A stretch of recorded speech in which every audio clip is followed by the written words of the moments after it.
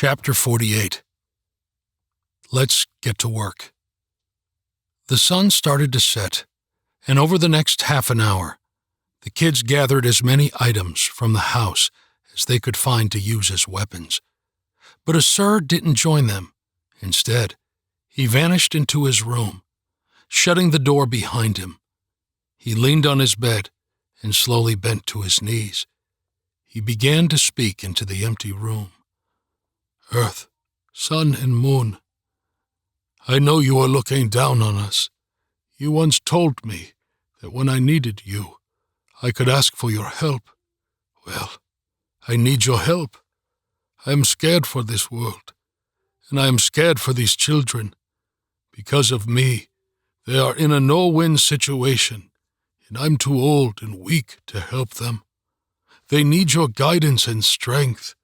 Please come back, like you promised you would so many years ago. If not now, when? Because tomorrow will be too late. Please, I beg this of you. Asur chanted some more words under his breath for a few moments. When he stopped praying, he looked around, half expecting the sisters to appear in their beautiful glowing dresses, but he said nothing. Asur didn't know what to expect, but his heart sank anyway. He realized, we are on our own. While looking for anything that could be used for weapons, Verona found a small circular key in the top desk drawer in Asur's office. Verona had seen keys like this before.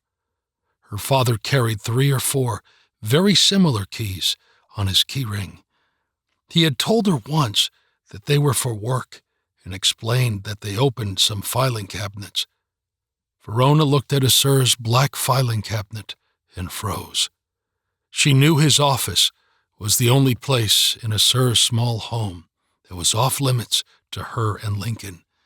She also knew that this was not the time to be curious about such things, but there was something too irresistible about the discovery. She often wondered what Asur did in his office. It seemed to be the only place in his home, beside his fireplace, where he spent any time. Verona reasoned, very likely, we're all about to die anyway, so what's the harm? She slowly picked up the key and walked over to the cabinet. She stopped and said just above a whisper, No, I can't. It's not right. But as if she had lost all control of her body, she watched her arm extend and slide the key into the lock. It was a perfect fit, and Verona twisted the key 1/2 turn clockwise. She heard a tiny clicking sound, and the top drawer partially popped open. Verona did not open the drawer, but instead stood on her tiptoes and peeked in through the tiny opening. She couldn't see what was inside, so she held her breath and opened it all the way. Verona was scared and didn't know what to expect. She thought to herself, You're being silly.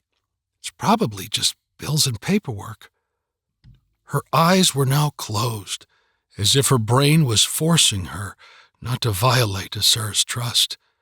But then she opened them and saw 3 large leather-bound binders or ledgers of some kind. Verona lifted the top one out of the drawer and set it on the desk. She again fought with herself, but figured she was already too far along to stop now. She opened the binder. It was not filled with paperwork or numbers. It was a photo album. Verona was now looking at a very pretty little girl, maybe 6 or 7 years old, who looked very familiar. She was looking at Maha, Adam and Lake's mother. She flipped the pages and saw hundreds of pictures, some of Asur, Nurin, and Maha together at a park and a national monument. Some were of the Moon Woman's house in North Dakota, but mostly they were just pictures of Maha. Verona saw more and more pictures, and with every turn of the page, the older she got. At the back of the album, The picture shows Maha all grown up. The last picture was Maha with a man Verona immediately knew was Lake's dad because he looked exactly like her, and she was holding a little baby dressed in blue. Verona stared at the picture, and her eyes began to water. At that moment, Verona could a Sir's, Nurin's, and Maha's pain all at once, and it was too much to bear. Verona sat down on the desk chair. She was crying when Adam walked into the room and saw Verona and the open book sitting on the desk. Adam stared at the picture for a full minute, then shut the album, put his hand on Verona's shoulder, and calmly said, "It's time." The great-grandfather clock in the living room read 9:44 p.m., and the sun had set. It was now dark outside, and Lake whispered, "They will be coming." Verona advised Lincoln not to listen to his music because he needed to be 100% on full alert. Lincoln nodded and ran over to his big sister and hugged her tightly. He whispered, "Thank you for always protecting me. I wish I was stronger for you." Verona kissed her brother on the top of his head and took him back to Lake. "Stay with Lake in Sir's office, and when this is all over, we can all go get some ice cream," she said with a smile. She added, "I love you." With that, she left the room, closing the door behind her. Adam barricaded Lake and Lincoln into the office for their protection using the desk, filing cabinet, dressers, tables, and anything else he could find in the sparsely furnished home to block the doorway. Adam even moved the refrigerator over to the door. It was as secure as they could have possibly made it. Adam hoped it was enough, but quietly knew it wouldn't be. They all took their positions. Verona and Sir were standing ready in the living room. Jack was near the door to the garage, and Adam was positioned on the opposite side of the house in Sir's bedroom. They were all silently waiting when they heard the glorious distant sounds of police sirens heading their way. The group felt some relief, and Adam yelled out, "The cavalry is coming!" Although they were still in grave peril, his lips somehow managed to form a small smile. As the sirens neared, the group began to cheer.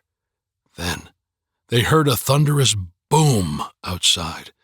The winds picked up, bending large trees and blowing down poorly made structures. Sheets of rain came down in a flash, washing out roads, and to top it off, Adam saw two giant funnel clouds form in the skies to the south, and Verona saw two more to the north. Tornadoes were surrounding the place on all sides, no doubt, strategically knocking down large trees and blocking all paths to the house. The cavalry had to turn back. As Sir whispered, "Now that the flame is out, the Jinn are growing stronger and stronger. The boards on the windows and doors will be no match for them." Verona looked terrified, but then closed her eyes and thought about the lessons the Moon Woman had taught them. Verona took a long, slow breath, and when she opened her eyes, her look changed to steely determination.